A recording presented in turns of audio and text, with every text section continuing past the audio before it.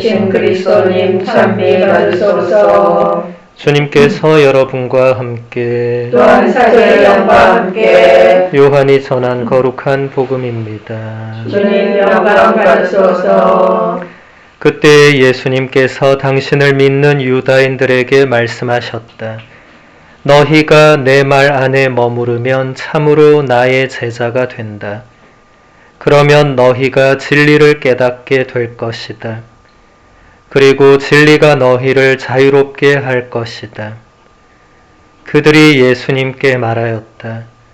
우리는 아브라함의 후손으로서 아무에게도 종노릇 한 적이 없습니다.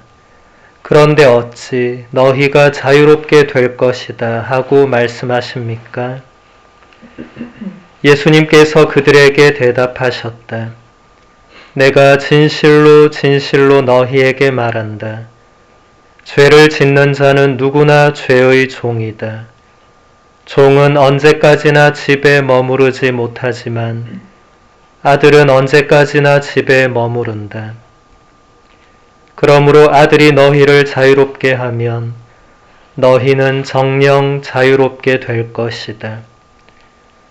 나는 너희가 아브라함의 후손임을 알고 있다. 그런데 너희는 나를 죽이려고 한다. 내 말이 너희 안에 있을 자리가 없기 때문이다. 나는 내 아버지에게서 본 것을 이야기하고 너희는 너희 아비에게서 들은 것을 실천한다. 그들이 우리 조상은 아브라함이요 하자 예수님께서 그들에게 말씀하셨다. 너희가 아브라함의 자손이라면 아브라함이 한 일을 따라해야 할 것이다. 그런데 너희는 지금 하느님에게서 들은 진리를 너희에게 이야기해 준 사람인 나를 죽이려고 한다. 아브라함은 그런 짓을 하지 않았다. 그러니 너희는 너희 아비가 한 일을 따라하는 것이다. 그래서 그들이 예수님께 말하였다. 우리는 사생아가 아니요 우리 아버지는 오직 한 분 하느님이시요. 예수님께서 그들에게 이르셨다. 하느님께서 너희의 아버지시라면 너희가 나를 사랑할 것이다. 내가 하느님에게서 나와 여기에 와 있기 때문이다. 나는 나 스스로 온 것이 아니라 그분께서 나를 보내신 것이다.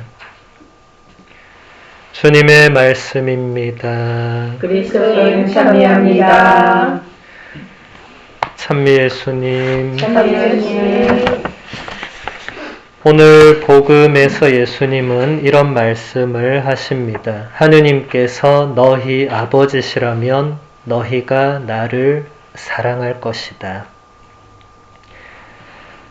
3세기 교부였던 오리게네스는 예수님의 이 말씀을 다음과 같이 해설합니다. 하느님께서 너희 아버지시라면 너희가 나를 사랑할 것이다 라는 주님의 말씀이 참된 것이라면 이 문장을 역으로 바꾸어도 참일 것입니다. 곧 너희가 나를 사랑하지 않는다면 하느님은 너희의 아버지가 아니다 라는 말이 됩니다. 따라서 하느님은 예수님을 사랑하지 않는 사람들의 아버지가 아니십니다. 하느님은 세상 모든 이와 우주 만물을 창조하신 아버지이십니다. 그런데 오리게네스는 이 하느님께서 예수님을 사랑하지 않는 사람들에게는 아버지가 아니다 라고 말합니다. 이 말의 의미를 우리가 생각해 본다면 하느님께서 예수님을 사랑하는 사람들만의 아버지다. 이런 의미는 아닐 것이고 예수님을 사랑하지 않는 사람들은 하느님도 아버지로 모시지 않는다.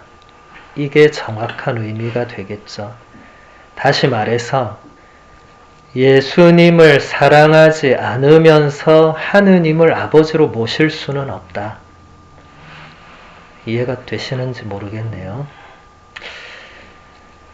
예수님 시대의 종교 지도자들은 예수님을 하느님의 아들로 받아들이지 않으면서 자신들은 하느님을 아버지로 모시고 있다고 생각을 했죠. 하느님을 아버지로 모시고 있다면 하느님께서 보내신 외아들을 사랑해야 하는 것은 당연한 일인데 하느님께서 보내신 외아들은 사랑하지 않고 받아들이지도 않으면서 하느님을 아버지로 모시고 있다고 말하는 것은 모순된다. 이런 지적입니다. 어렵게 생각할 거 없이 우리는 어떤가 생각해 본다면 일단 우리는 하느님을 아버지로 모시고 살고 있는가?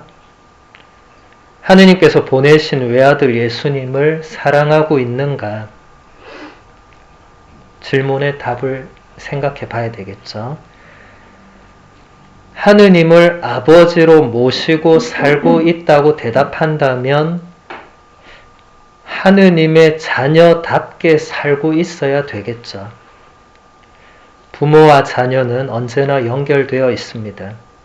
그렇다면 우리도 하느님 아버지와 언제나 연결되어 있는 삶을 살아야 할 것입니다. 그렇지 않다면 하느님을 아버지로 모시고 사는 건 아닐 것입니다.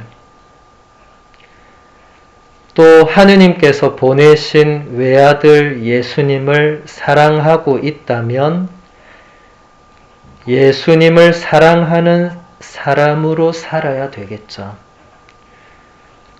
서로 사랑하는 젊은 연인을 생각해 보면 연인들은 서로 사랑하기에 하루 종일 서로를 생각하고 서로에게 자기의 시간과 마음을 다 내어주려고 할 것입니다.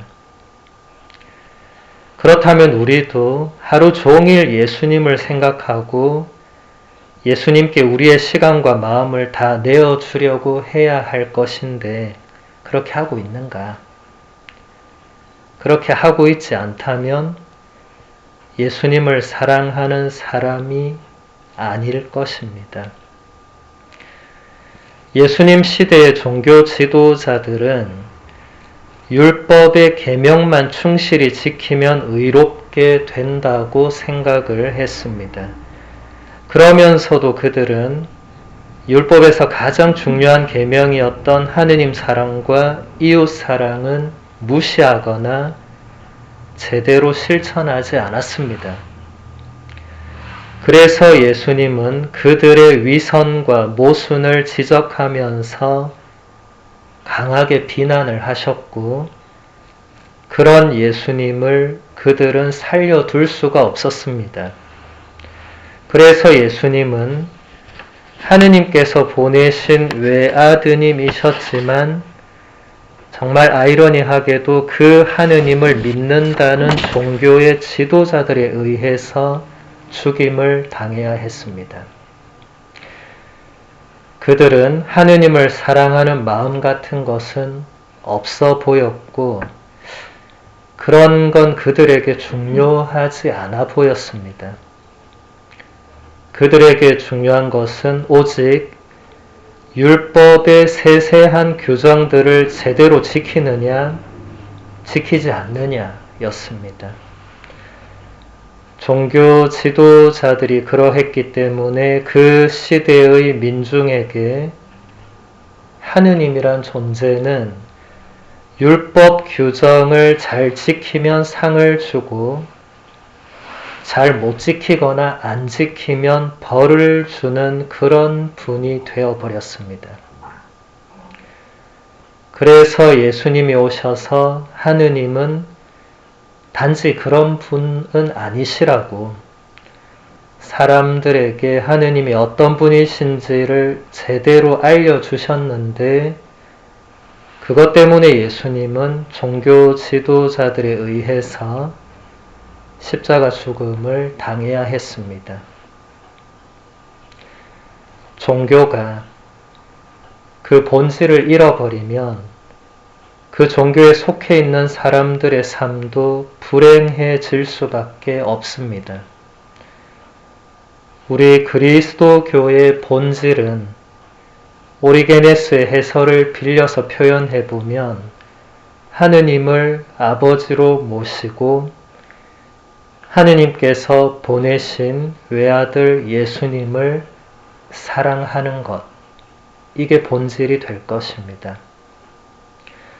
이것을 자신의 존재와 삶으로 충실히 실천하려고 애쓰는 것이 우리 신앙인의 본질이 되겠죠. 이것을 벗어나게 되면 신앙인이 아닌 다른 정체성의 삶을 살게 될 수 있습니다. 그래서 우리는 본질과 껍질을 구별할 줄 알아야 됩니다. 예수님 시대의 종교 지도자들은 본질이 아닌 껍질에 집착을 했습니다. 그게 본질이라고 착각했을 수도 있고 의도적으로 그렇게 했을 수도 있습니다. 아무튼 그들이 그렇게 하는 바람에 그들의 가르침을 따라야만 했던 민중의 삶은 대단히 불행했습니다. 예수님은 그것을 그냥 두고 보실 수가 없었기 때문에 그들과 싸우는 정면 돌파를 선택하셨고 그 결과는 비참한 죽음이었습니다. 우리가 본질과 껍질을 구별할 줄 모르거나 구별하지 않을 때 언제든지 발생할 수 있는 일이기도 합니다. 지금 내 삶이 행복하지가 않다면 내가 본질이 아닌 껍질에 집착하면서 살고 있다는 표지가 될 수 있습니다. 그리스도교와 우리 신앙인의 본질에 더 집중하면서 살아갈 수 있는 은총을 오늘 미사 중에 예수님께 청하면 좋겠습니다.